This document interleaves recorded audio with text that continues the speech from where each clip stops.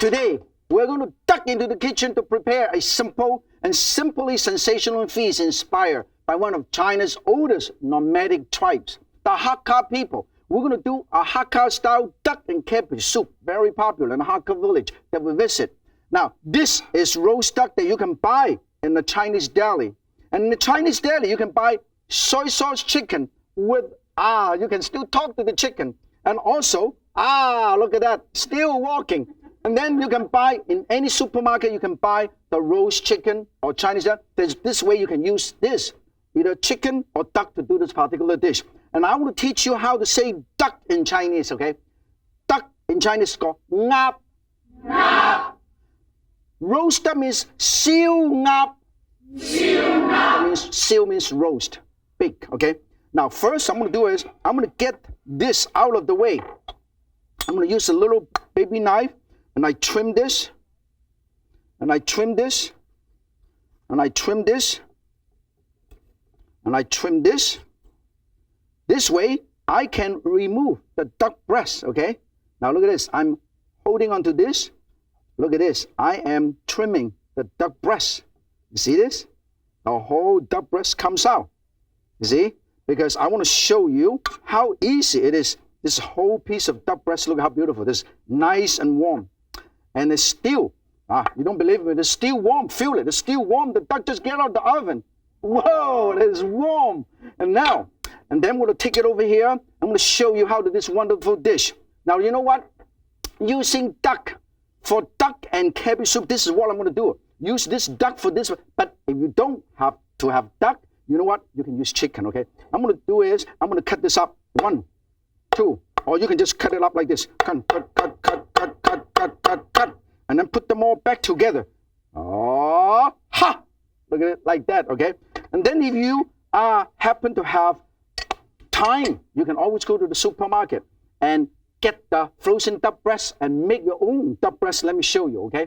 Right here, I have duck breast that I have done before, okay? That means you can always use it. This is duck breast. You can do it because you have to cook this. So you can do that ahead of time, and you slice it, and you slice it, and you slice it. Beautiful duck. So you can use either one, okay? And then the other thing that I have is, I want to make sure I have bamboo shoot. Look at all these bamboo shoot. This particular soup is actually inspired by the Hakka people that I visit in Hakka village. They use a lot of bamboo shoot, sliced bamboo shoot, chunk bamboo shoot.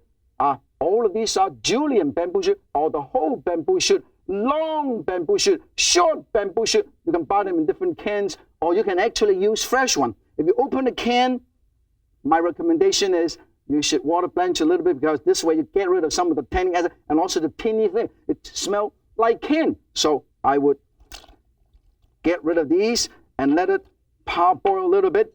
That means poach this a little bit or boil this a little bit, also called water blanch, okay?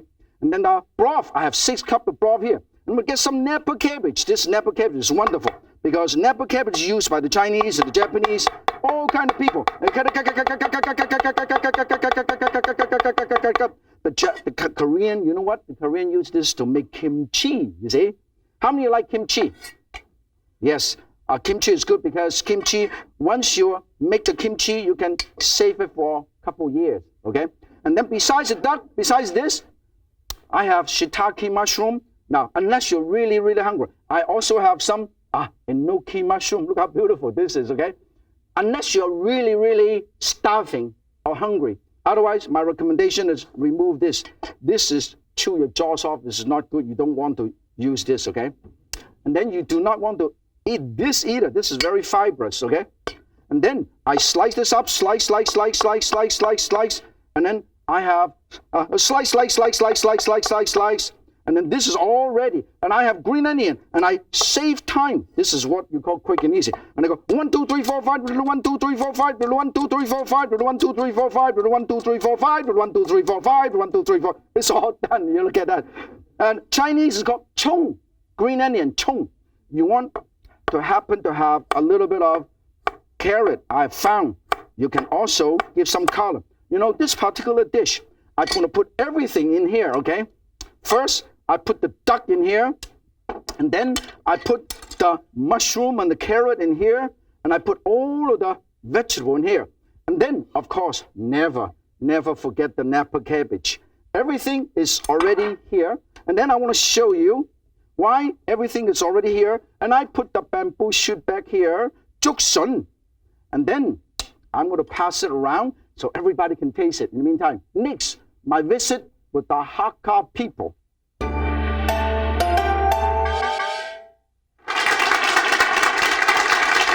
I'm going to flavor my Hakka duck and cabbage soup. The Hakka people originally migrated from the Hunan province.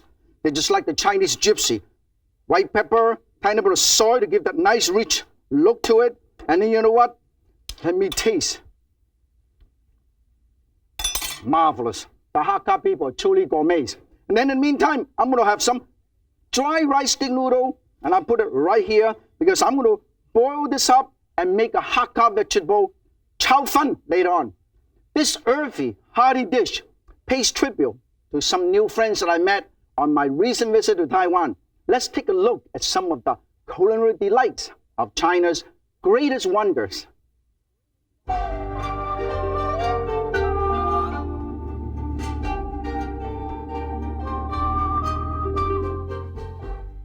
Hey, this is the Hakka village. The Hakka people are known as the gypsy of China because over the century, they have traveled far from their original homeland in Hunan province. Hundreds of years ago, they were the first mainland Chinese to settle in Taiwan. And of course, they also brought their fine cuisine with them. Because they were always on the move, the Hakka didn't have access to a lot of fresh produce. Hey, no problem. They developed a whole cuisine based on dry, salted, pickled, and fermented ingredients that they can use anytime. This is what they call the ginseng. Ginseng pickle daikon, little baby daikon. This is dehydrated and salted. This is pickle, Buddha's hand. It's very, very interesting. Looks like your finger, see? Salted black beans. Pungent. Chinese also have miso, fermented soybeans. Smell very good. These ingredients were created because they last a long time. And they also add a lot of flavor, which makes Hakka cuisine so unique and incredible. Let's check it out. Chef Zhang is actually a Hakka person, and they prepare some special Hakka cuisine for us today. Look at this simple ingredient: preserved cabbage, chicken, bamboo shoot. I'm going to make a soup out of this simple ingredient. Let's go over to the wok.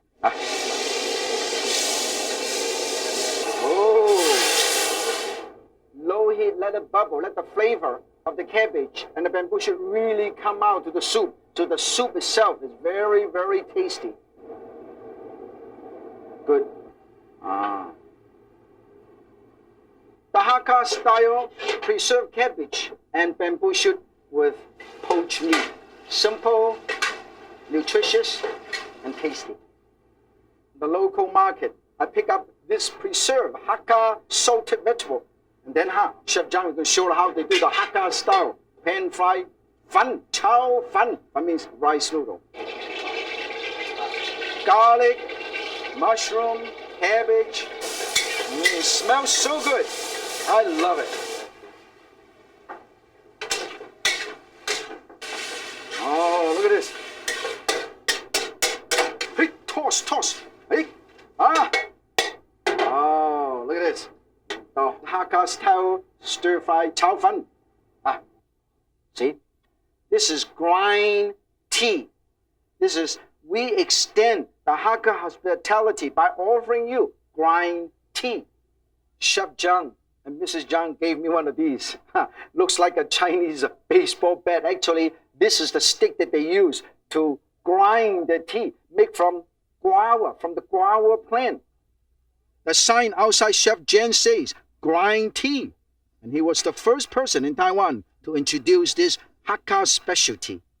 So what exactly is grind tea?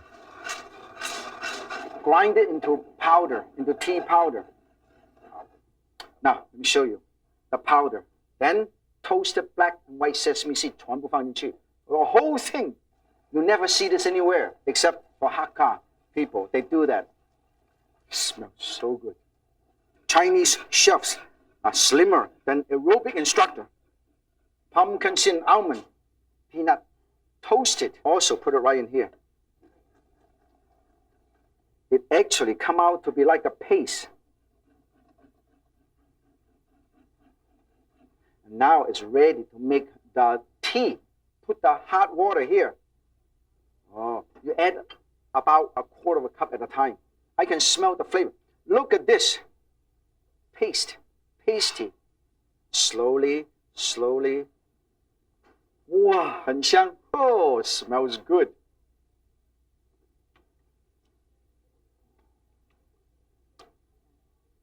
Exceptional.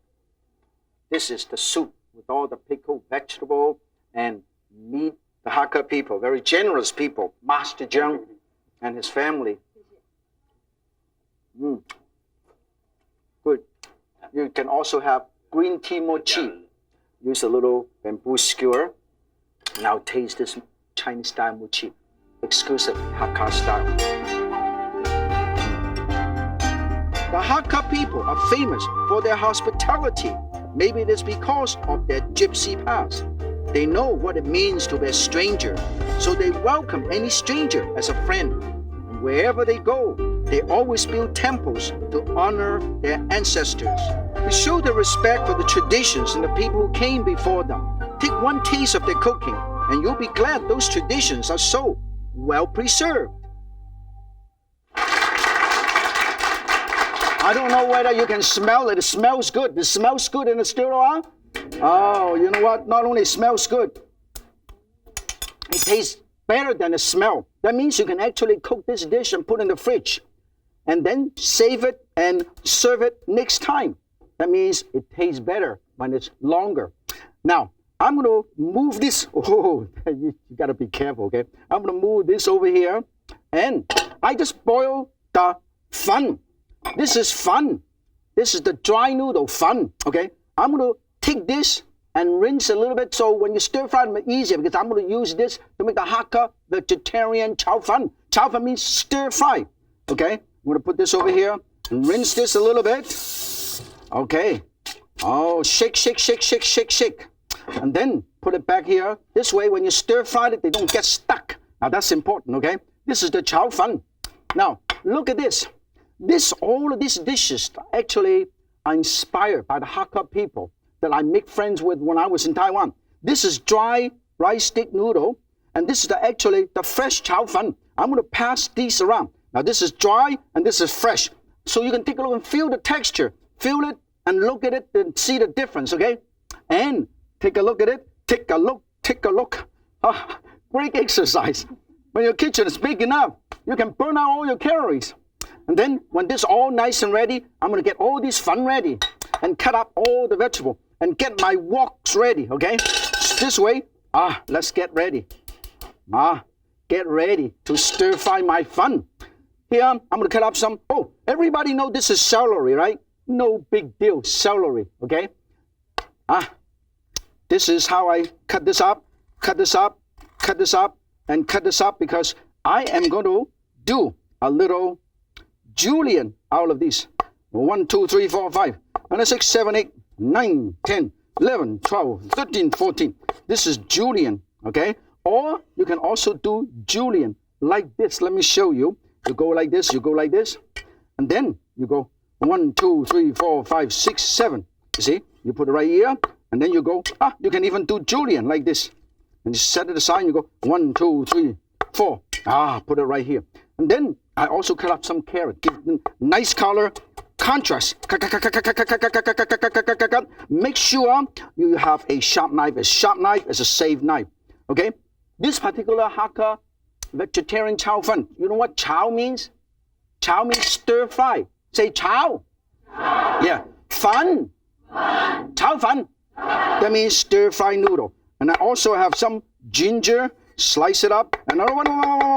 You know, when I was in Taiwan, when I visited the Hakka people, you know what? One of the most popular ingredients they have is the pickled vegetable. Look at all these pickled vegetables. Let me show you, okay? This can be very, very good, very tasty. Pickled mustard green, pickled daikon, pickled kohlrabi, the Sichuan pickle. Look at that. Look and see the Sichuan pickle, right? And then you can all kind of pickle, kimchi, pickle, garlic, okay? And pickle cucumber, and pickle plum. You can have all kind of pickle. So we're going to cut up some of the pickle vegetable. The Hakka people love this, okay? And we'll set it aside. And then I also, a lot of people have never seen this before. This is celery. This is Chinese celery. Chinese celery actually is stronger and more flavorful than the regular celery. And we'll cut it up, cut it up, cut it up, cut it up, cut it up. And I am going to let it sit aside. I'm going to pass this and let you take a look. This is the celery. This is the Chinese celery. Take a look at this, okay? I'm going to pass it around so you can smell it. Bite into it and tell the difference, okay? Bite into it. This is what you call education. Look at this. Kan choi. They say kan choi. Kan choi means celery. And then we're going to stir fry this. First, you add a tiny bit of oil here. And how many of you like garlic? Garlic, good. And I'm going to put some garlic here. Mince the garlic. Mince the garlic. Put it right here. And I put a tiny bit over here and tiny bit over here. And then, we'll put all the vegetable right here. Vegetable right here. Vegetable right here. Oh, beautiful. Okay? And then, how about some mushroom? Okay? Dry mushroom. Okay, look at that. This is dry. Smells really good. And this is soaked for about 5 to 10 minutes. And then you do it all together. 1, and a 2, and a 3, and a 4, and a 5. And put them all together, and you put half of here and half of here. You know why? Because half of these, I use the skinny noodle. Half this is the fresh noodle. And stir. And then you can do stir. Look at this. Look at that.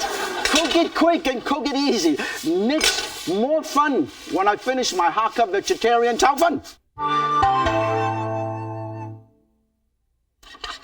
Whoa, I am having so much fun. Are you having fun? Yeah, having fun means having fun. Okay, I'm going to stir. I'm going to add some seasoning, okay? Like soy, okay? Like soy. Tiny bit of pepper, tiny bit of sugar, tiny bit of broth. Look at this. Tiny bit of broth, tiny bit of broth, tiny bit of broth. Tiny bit of dark soy. A lot of people don't realize dark soy makes the whole dish looks a lot more colorful, a lot richer, you see. How about some bean sprout? How many like bean sprout? Bean sprout. Whoa, okay. And then I'm going to put a tiny bit of egg right in the middle, right here. Tiny bit of egg, tiny bit of egg. Before I do that, put a tiny bit of oil first. And then I crack an egg right here. Put it right here. And put it right here. Up, perfect. And then, in the meantime, while I'm cooking all of these, look at this. This is so beautiful. Look at the color. Look at the beautiful color. The egg really acts as a thickening agent. It's really nice. This is so beautiful. Look at that. Wow, look at the color, huh? This is so beautiful. When this is nice and ready, we'll shut it off and we play this beautiful duck soup. This, you know what? We'll have duck and cabbage soup. All this inspire our good friends at the Hakka village. Look at how beautiful this duck soup is. Amazing duck soup, okay? And we have to garnish the duck soup a little bit. In the meantime, I transfer these, put it right over here. Look at how beautiful this is. This is absolutely beautiful. This is the thick one, and this is the skinny noodle. Look at this. This is how beautiful. This is very nice. Look at this. Look how beautiful. Now, of course, if you have time, you can take the time to make the dish look nice. Even our Hakka people, the Chinese gypsy, in their travel, they sometimes take time to relax and create culinary delights. And this is what you have to do, okay? And then when this is all nice and done, you know what I'm going to do? I am going to use some pickle vegetable, the Hakka that I bought it back from Taiwan. And beautiful, put them all together. Give texture, color contrast, and wonderful aroma. Always, look at this, beautiful design. Look at this. Whoa, look at that. I am not kidding. This is so wonderful. Butterfly.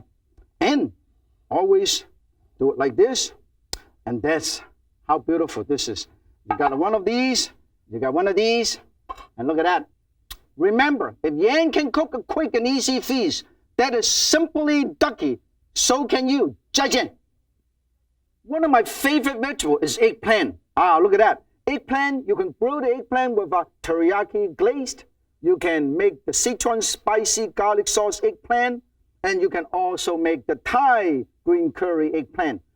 You can even stuff the eggplant with a wonderful glazed sauce. Now, when you do eggplant, you can so many ways to cut it. First, when you cut eggplant, I would like to cut it at a roll cutting technique like this. You see this? Roll cutting technique. Roll cutting technique like this, okay? See? Roll cutting. So every single piece is about the same size, but different shape, okay? Now, there are a lot of different eggplant available in the market. Thai eggplant, big eggplant, or regular size eggplant, and the Asian eggplant. The wonderful thing about eggplant is it depends how you cook it. If you boil them, they lose all the color. But when you deep fry them and maintain all the wonderful color. Look at this. I'm deep frying some eggplant. And look at the color contrast. Look how beautiful. Bright purple. Bright purple. And then in the meantime, when you boil the eggplant, or bake the eggplant, the color is pretty ugly. It loses all the purple. And that's the reason why the Chinese chef love to deep fry the eggplant. Now, this is boiled. Look at the ugly color of the boiled eggplant. In the meantime, look at the beautiful color of deep fried eggplant. This is the tip of the day.